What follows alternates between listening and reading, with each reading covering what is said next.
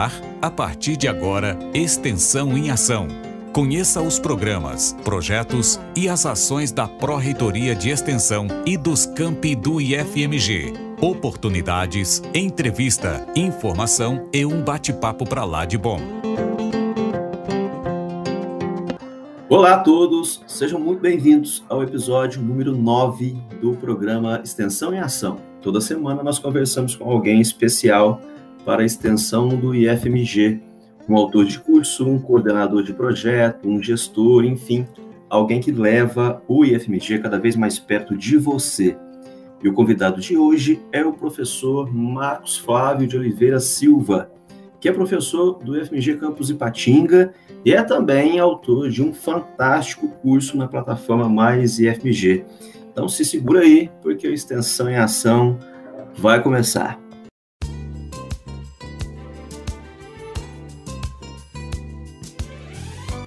O Marcos Flávio é natural de Belo Horizonte.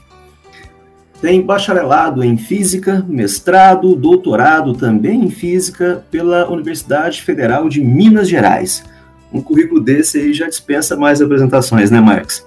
Mas, além disso tudo, né, como um profissional experiente, docente há bastante tempo, o Marcos fez ainda o curso de especialização em docência lá no campus de Arcos, onde ele também já discutiu um pouco do tema que acabou mais tarde se tornando objeto do livro e do curso que ele preparou para a plataforma Mais IFMG, que se chama Metodologias de Ensino, Mapa Conceitual e Aprendizagem Significativa. Então, professor Marcos, seja muito bem-vindo. É sempre um prazer receber pessoas com tanta experiência aqui na rádio Mais IFMG. Como é que você está? Tudo bem? Muito joia, Nilton. Eu que agradeço o convite e a oportunidade de participar aqui.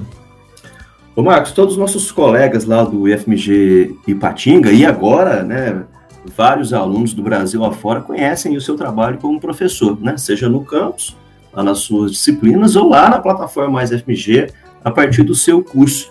Mas um dos momentos mais legais, né, desse programa é quando a gente tem a oportunidade de conhecer mais a história das pessoas, né? Então eu queria que você compartilhasse um pouquinho com a gente as suas origens, como é que era a vida em Belo Horizonte, como é que foi todo esse árduo percurso aí, enquanto estudante na UFMG, até chegar ao cargo de professor no IFMG. Boa tarde, isso, né?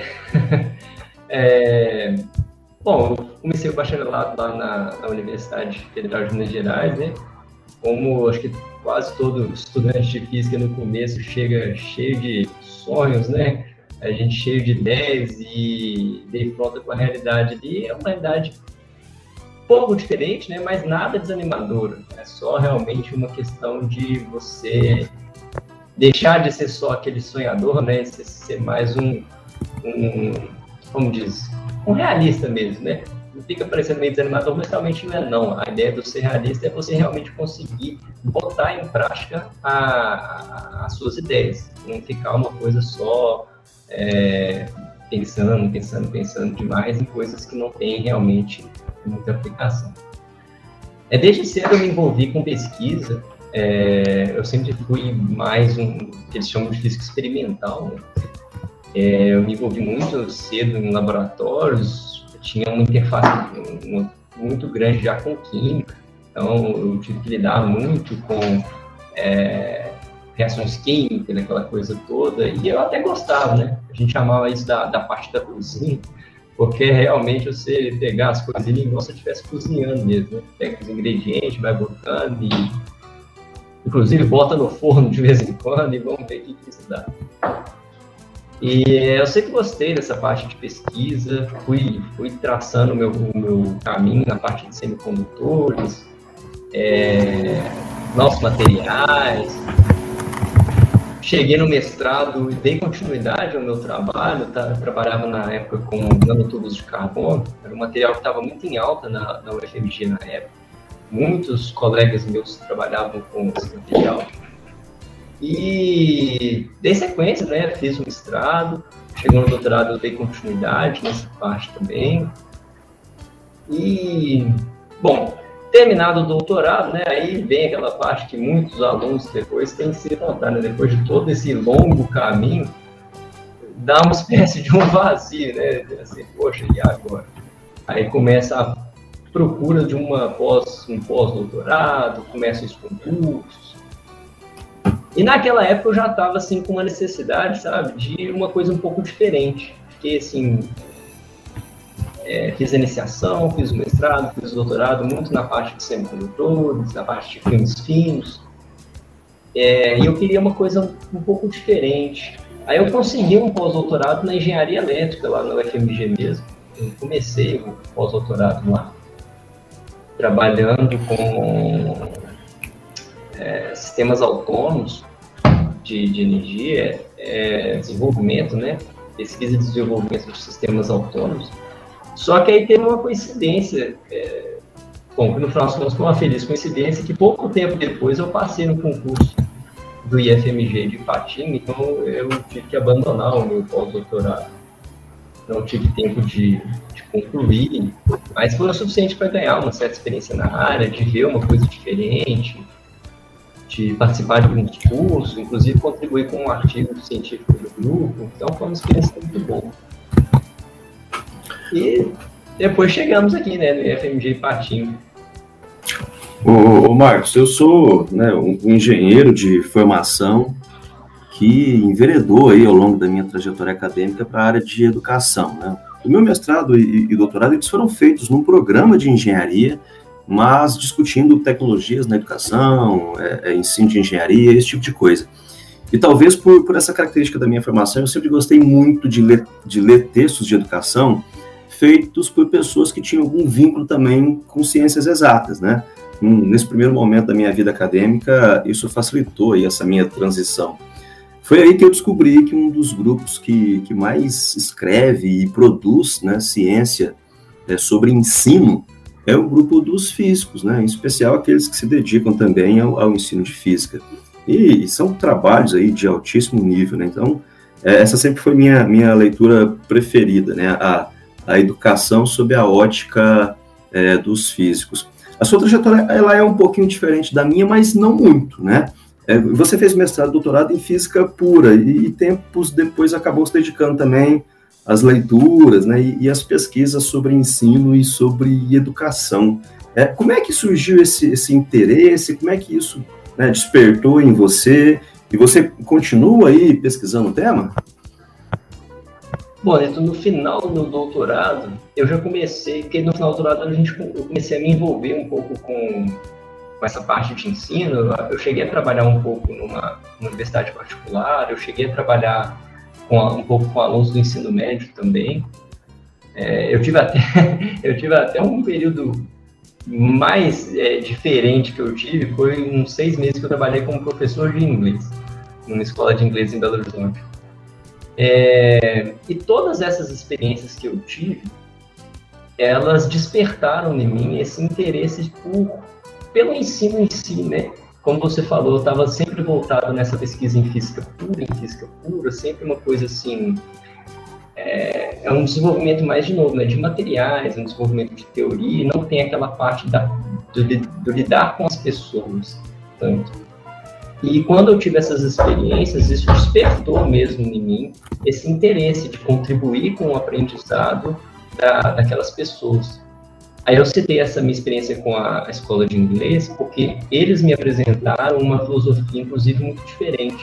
Eles têm uma abordagem muito lúdica do ensino, sempre tentando inserir coisas de jogos, uma música, uma coisa assim, para ficar meio assim, um pouco menos maçante.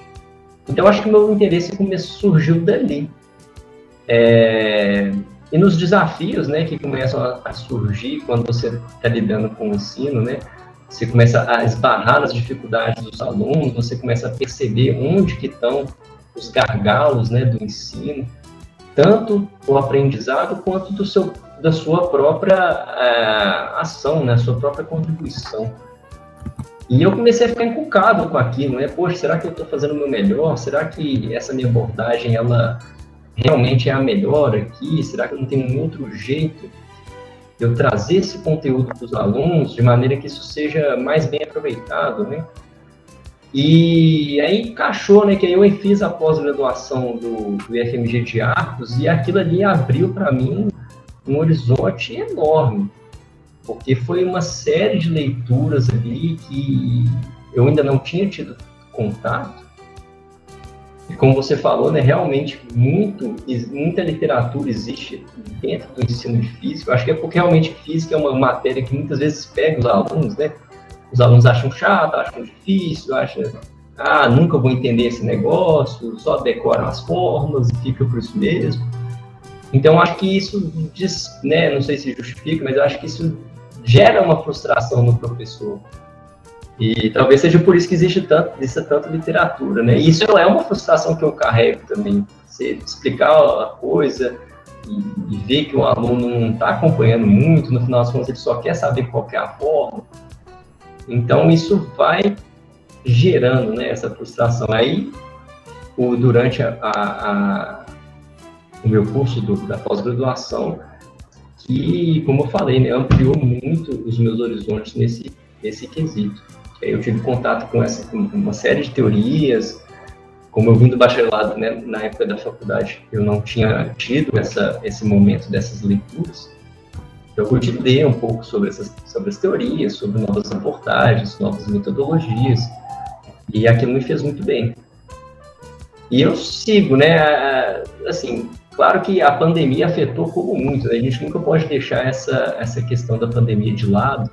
Então a pandemia, ela atrapalhou um pouco esse processo, mas eu continuo tentando, sempre lendo coisas novas, mesmo que a coisa nova não seja necessariamente nova, né?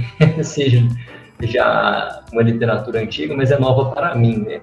Então eu fico tentando, eu estou seguindo ainda essas leituras, não no ritmo, talvez não no mesmo ritmo de quando eu estava cursando a pós, mas eu continuo as leituras sim. Ô, Marcos, que legal, né? Afinal de contas, ainda que bacharéis, né, ou tecnólogos, o magistério exige essa nossa reflexão e preocupação contínua, né? Muito legal mesmo essa análise que você faz aí sobre a sua atuação, né? Autocrítica e tudo mais, show de bola. Mas para falar um pouquinho agora do seu curso, existem muitas frentes teóricas que discutem o desenvolvimento, ou melhor, a reorganização cognitiva durante a aprendizagem.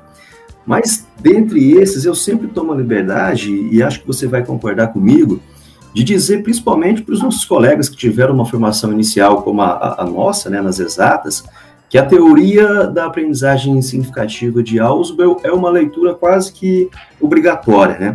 Aliás, eu continuo dando aula lá na pós-graduação em docência, no Campus Arcos, e também no mestrado em Educação Tecnológica lá de Ouro Branco, e com muita frequência eu percebo os alunos usando o termo aprendizagem significativa, dizendo, por exemplo, eu utilizei a estratégia tal para tornar a aprendizagem mais significativa, e nem sempre a intenção foi de associar com esta proposta teórica, embora muitas vezes na prática até tenha sido, né? Mas eu faço sempre questão de chamar a atenção, né, dos meus alunos quanto a isso. Mas eu queria pedir para que você, então, contasse um pouquinho para nós, né, se for possível aí resumir, o que é aprendizagem significativa, né, enquanto teoria, sob a ótica aí do David Ausubel, e também, né, o que são subsunsores, enfim, resumir um pouquinho aí do que é essa ideia e essa teoria. Claro, Nilton. Realmente, eu também já escutei muito essa questão da aprendizagem significativa com um uso quase como de um jargão, né?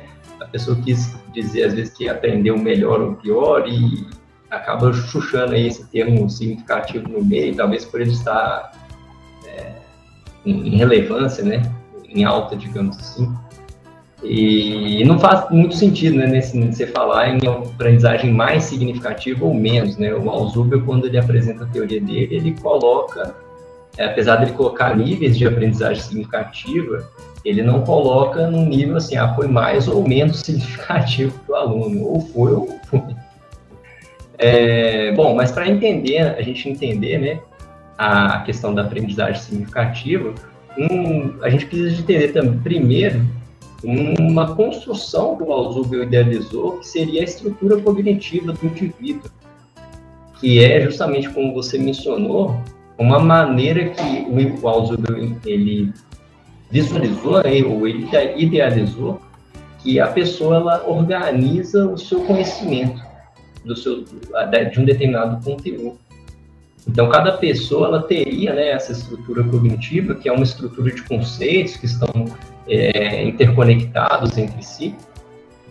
Esses conceitos, inclusive, ele chama de subjunsores, que às vezes a gente, inclusive, chama de os conhecimentos prévios que o aluno tem, né?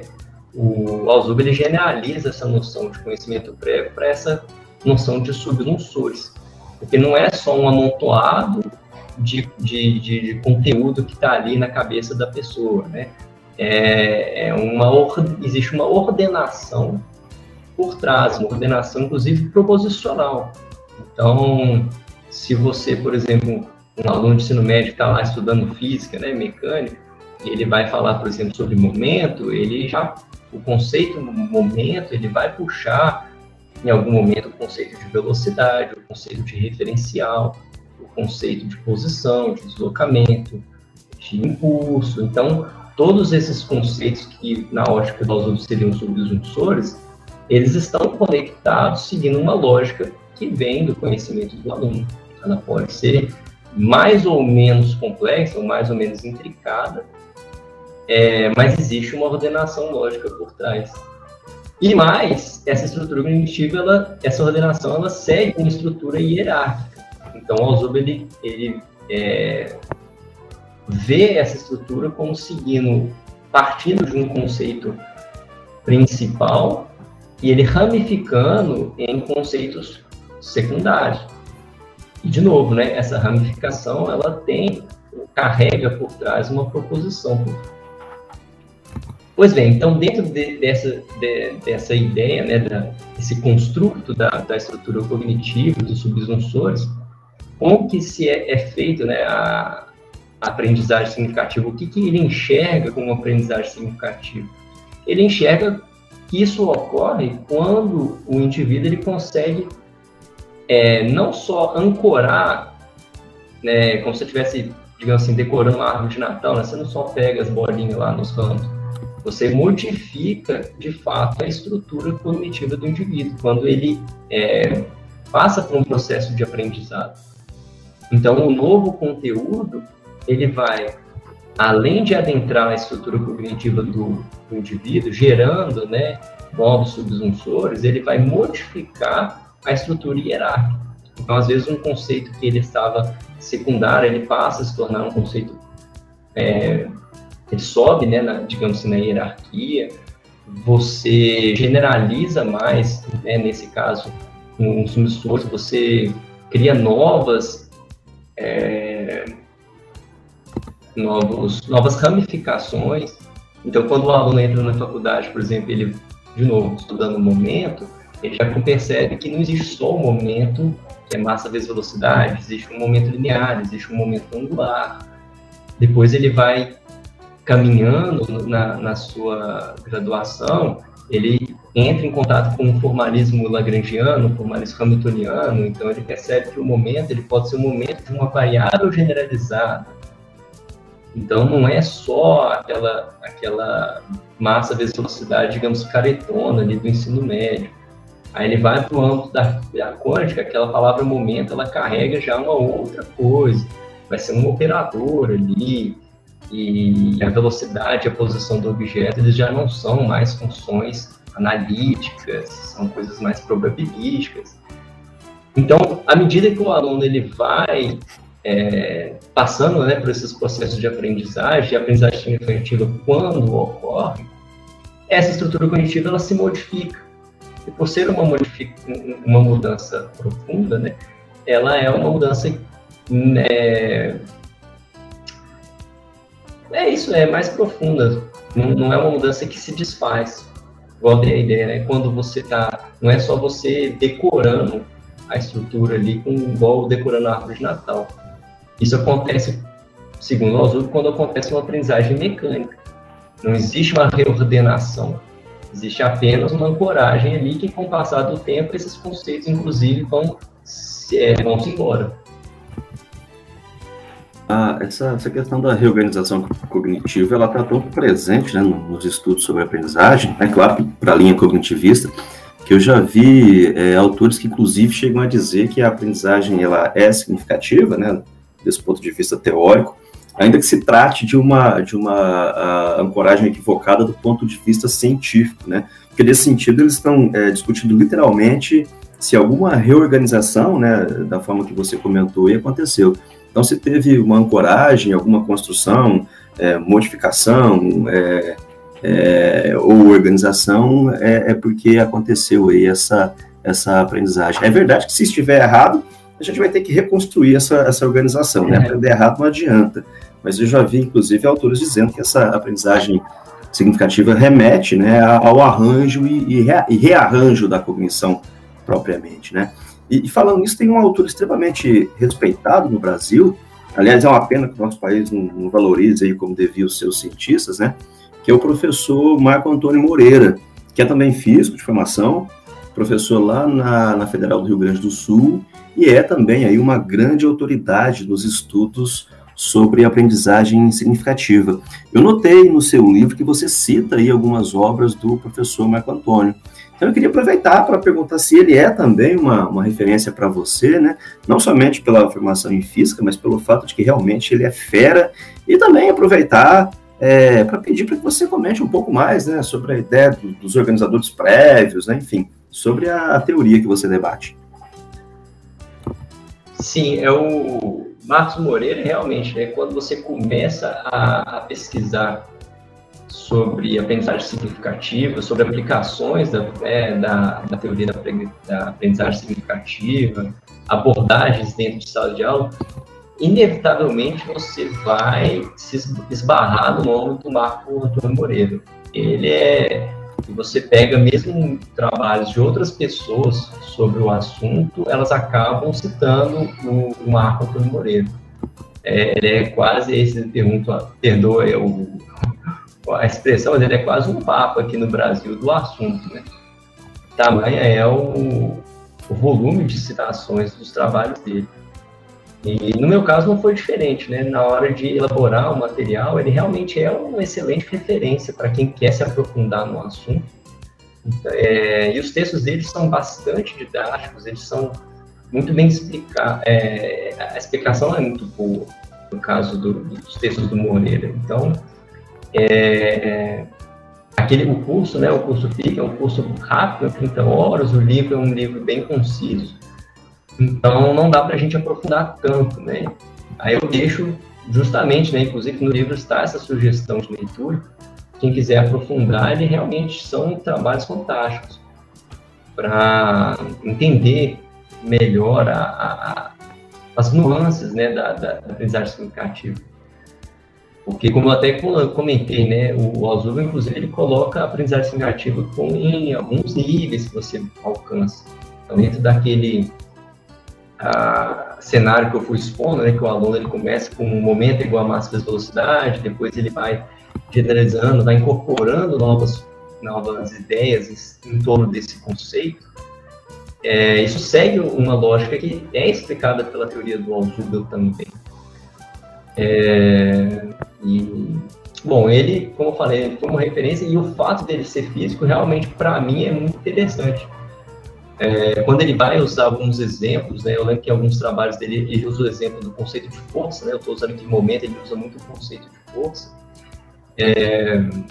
Como um professor, aluno da teoria da aprendizagem significativa, mas um professor de física, é muito bom quando vê ele explorando esses exemplos para explicar as questões da aprendizagem significativa, né? Eu consigo me identificar, eu consigo ver a minha progressão profissional dentro daquilo, eu consigo extrapolar para os meus alunos também, como eles vão realmente passando por algumas etapas, né, dentro daqueles exemplos que ele fornece. E a questão do organizador prévio, né, que ele coloca, uma analogia que eu pensei hoje, Nilton, seria uma espécie de um trailer de um filme, né? Você que às vezes assiste um filme, o trailer ele faz aquela sequência, né, que é uma montagem, para você ter uma ideia geral do filme. você já vai assistir o filme com uma certa expectativa, né? Apesar de que às vezes é uma expectativa frustrada, mas você cria essa expectativa, você se prepara de uma determinada maneira para assistir aquele filme. O organizador prévio, ele tem uma ideia, né, de aplicação dele é parecido. Como cada aluno chega com uma determinada bagagem, ele chega com uma estrutura cognitiva diferente, e você, mesmo que você tente variar a sua abordagem, cada aluno ele acaba, digamos assim, recebendo, interagindo com aquele conteúdo de novo de uma maneira diferente. E a ideia do organizador prévio, então, é justamente você, de certa forma, modelar ou preparar a estrutura cognitiva dos alunos para receber aquele conteúdo. Então, você cria, né, você dá você propicia, melhor dizendo, o aluno um momento para ele já tentar começar aquela reordenação dos seus subsensores, eles já começam a preparar novos ramos para receber melhor aquele conteúdo.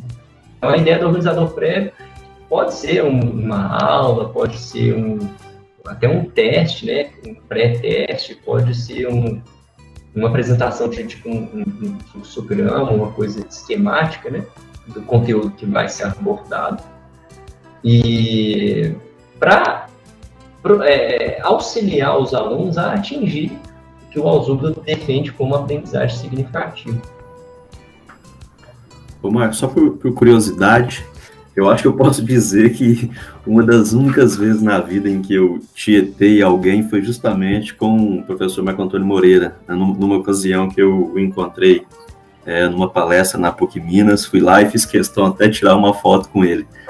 É um grande ícone mesmo aí do Brasil, e que foi também, por muitos anos, o presidente do comitê da área de ensino da CAPES, né? Então, a aprovação de muitos dos cursos de mestrado e doutorado em ensino que existem no país aí, passaram pelas mãos dele. Mas, dando sequência, né, na leitura do seu livro, eu percebi que ali já no capítulo 2 você apresenta também um outro teórico muito importante, que é o Novak, né? E é aí que você traz, né, para os seus alunos a noção dos mapas conceituais. Inclusive, em algumas ocasiões, né, da minha vida enquanto professor e até pesquisador, eu usei dessa ferramenta para investigar a rede de conhecimentos prévios que os alunos possuíam perante um determinado conteúdo, né? Porque mais do que uma simples imagem, aquele arranjo hierárquico, os conceitos-chave, né? E as proposições podem trazer muitas informações acerca dos alunos, né? Então, seria possível contar também um pouquinho sobre como a ideia dos mapas conceituais são tratadas lá no curso? Claro. Os mapas, eles surgem, né, dentro, inclusive, da teoria da aprendizagem significativa. O Novo, quando ele propõe a ferramenta, ele era, digamos, um estudioso da aprendizagem significativa, e ele propõe uma ferramenta que vai justamente, digamos assim, copiar, né, a ideia do Alzubla de estrutura cognitiva. Porque o mapa conceitual proposto pelo Novo de novo, uma estrutura hierárquica de conceitos interconectados. Então, a própria definição do mapa conceitual, ela nos remete à ideia proposta pelo Alzubla, que seria a estrutura cognitiva. Apesar de não ser, né, exatamente um retrato, uma foto da estrutura cognitiva do indivíduo, é uma tentativa que o Novak apresenta, né, a gente realmente retratar, né, colocar no papel e visualizar a estrutura cognitiva do aluno, né? A ideia é mais ou menos acessar, como você comentou, né, acessar essa coisa que é uma abstração, né, que o Alzubla criou ali. Então, os mapas conceituais, né, mais uma vez, eles vão conectar conceitos a respeito de um determinado conteúdo. Então, conectar é realmente, você escreve o conceito, coloca um balãozinho, escreve outro conceito, coloca um balãozinho, puxa uma setinha de um para o outro. Só que aí que vem a sacada, que é muito legal da ferramenta do Novak, é que você explica qual que é a ligação de um conceito com o outro através de um verbo ou de uma expressão de ligação. Então, por exemplo, momento é igual, seria a setinha, a massa vezes velocidade.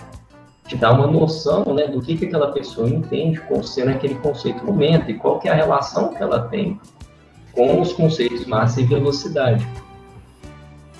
E colocando isso no papel, né, uma extensão bem maior de conceitos, dá para se ter uma noção de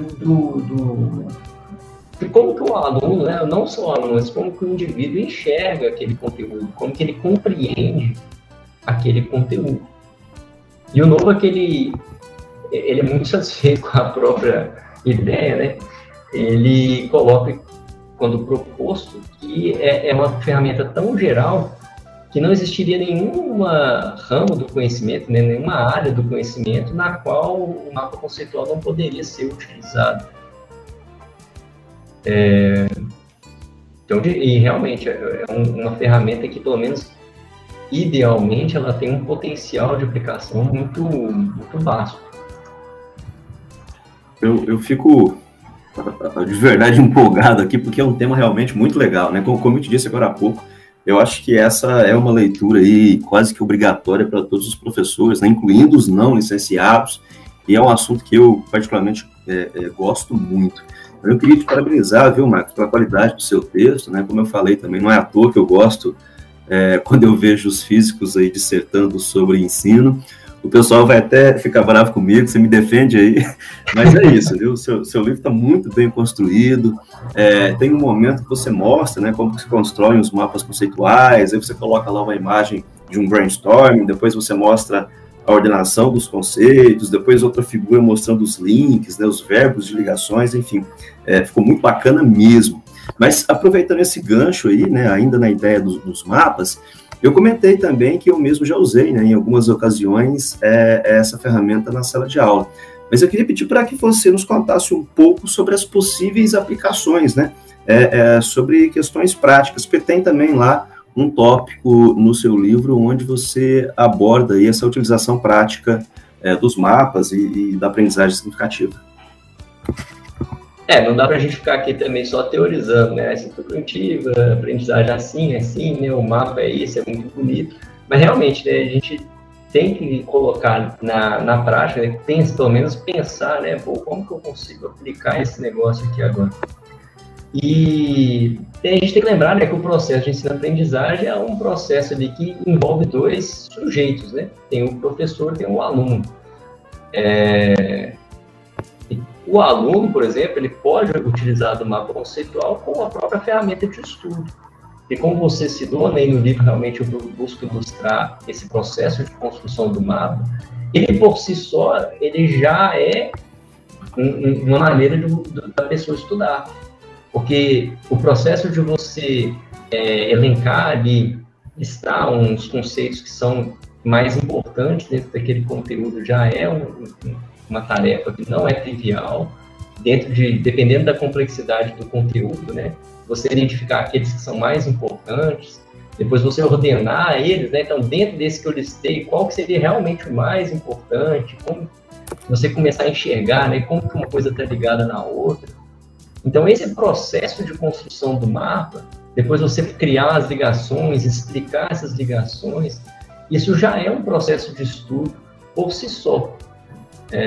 Isso poderia até se enxergar, às vezes, como, à medida que você vai montando o seu mapa conceitual ali, você está modificando, ao mesmo tempo, a sua própria estrutura cognitiva, né? Porque você força em algum momento, você força reordenações. O próprio Nova, que ele comenta, não lembro agora de cabeça onde que ele faz esse comentário, mas que dificilmente a primeira versão do seu mapa é a versão final. Você faz uma, depois você olha assim, poxa, mas eu acho que esse conceito eu posso jogar lá para cima, acho que esse cara que eu consigo ligar ali também, enfim. Então você vai fazendo essa crítica em cima do seu próprio mapa e é uma coisa que bem dinâmica, né? Então, como aluno, ele já é uma ferramenta de estudo por isso. O professor, ele pode utilizar como maneira de tentar acessar, né, como você mesmo comentou, esses conhecimentos, né, tentar vislumbrar como que os alunos enxergam aquele conteúdo antes mesmo de ser ministrado, né?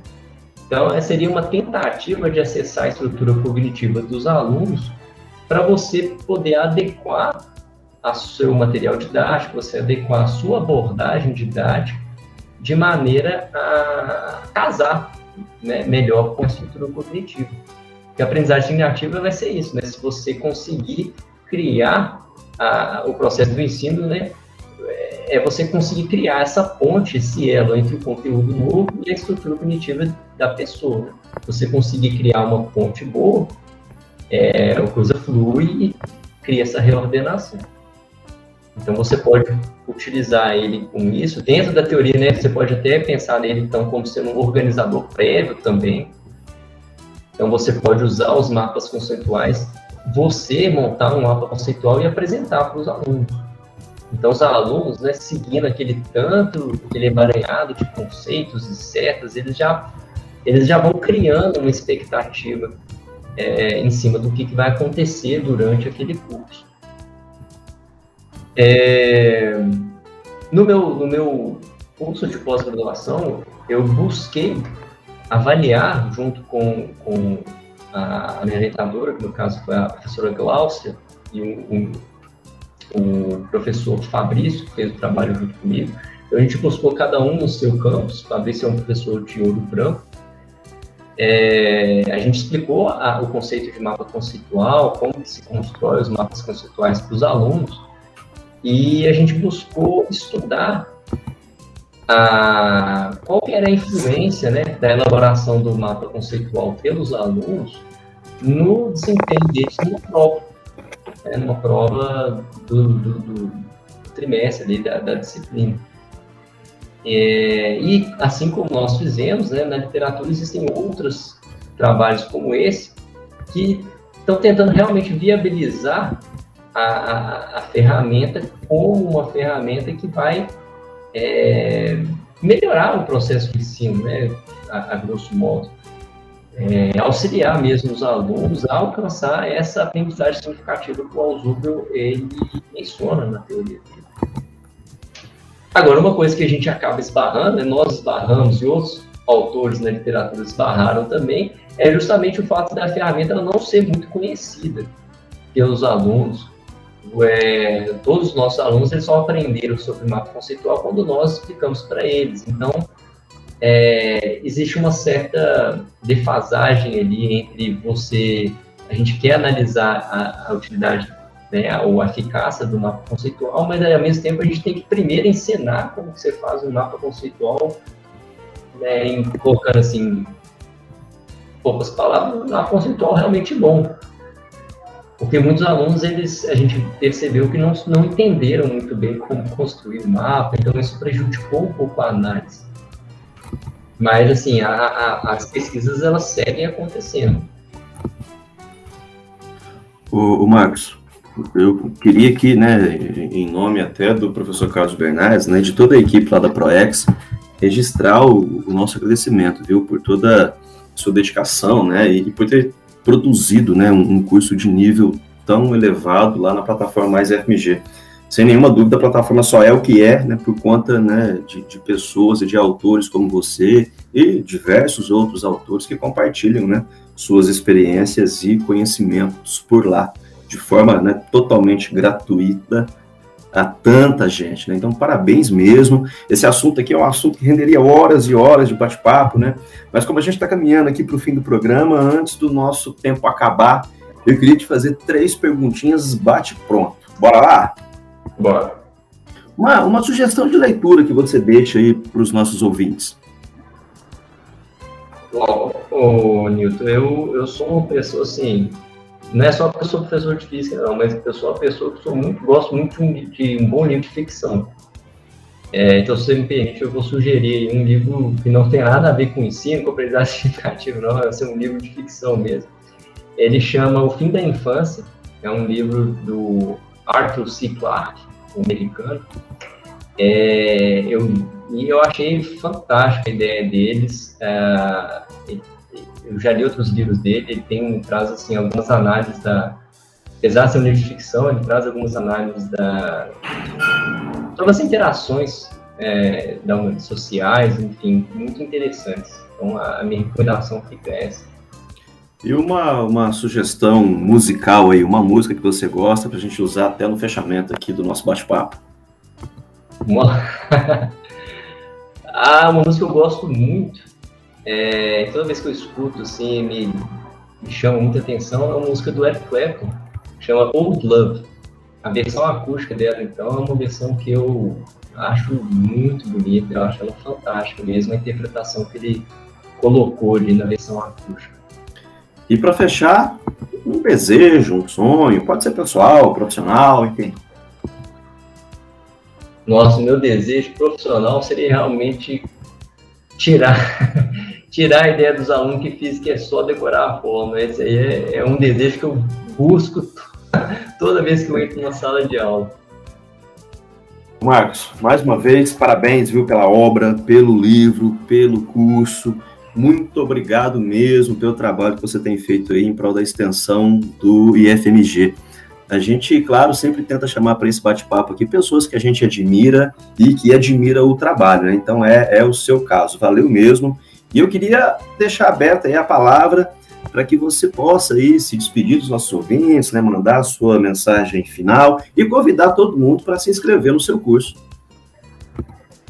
Beleza, primeiramente eu queria agradecer mais uma vez o convite de participar desse bate-papo, de falar um pouco, né, da minha trajetória, de fazer aqui também a propaganda do curso. Pessoal, se inscrevam lá no curso de metodologias de ensino, aprendizagem significativa e mapa conceitual da plataforma Mais IFMG. Não deixem também de dar uma pesquisada lá na plataforma, que é uma plataforma muito rica mesmo, viu, Newton? A ProEx está de parabéns com esse projeto, essa criação dessa plataforma, que realmente são cursos dos mais diversos possíveis, né?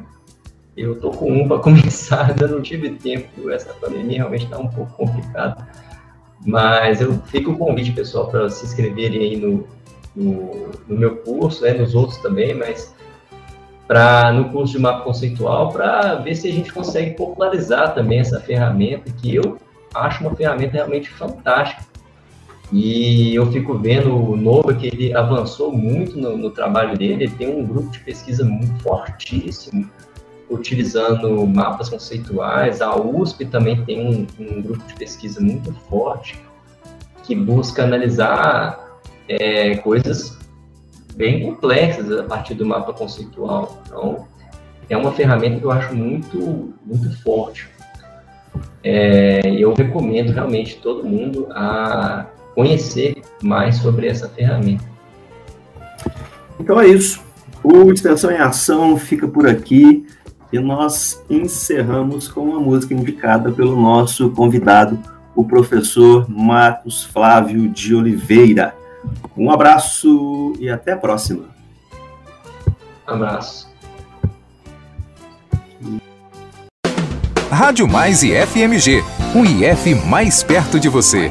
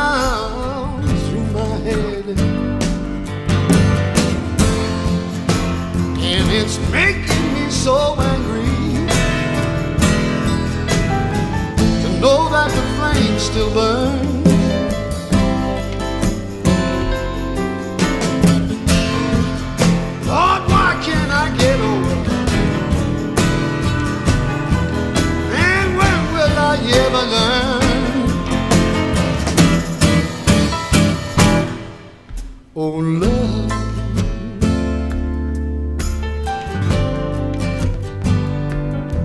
leave me alone.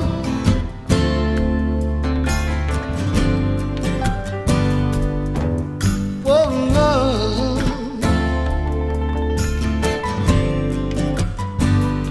just go on home.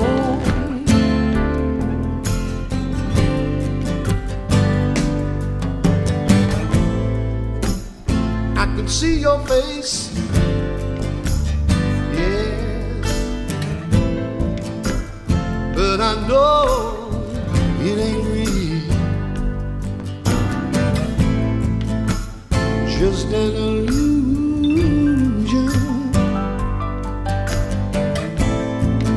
caused by how I used to be, and it's making me so that the flame will always burn, flame will always burn. I ain't never gonna give over, no, now that I've ever learned.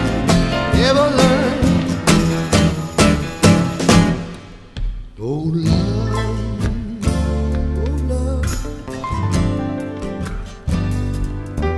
leave me alone.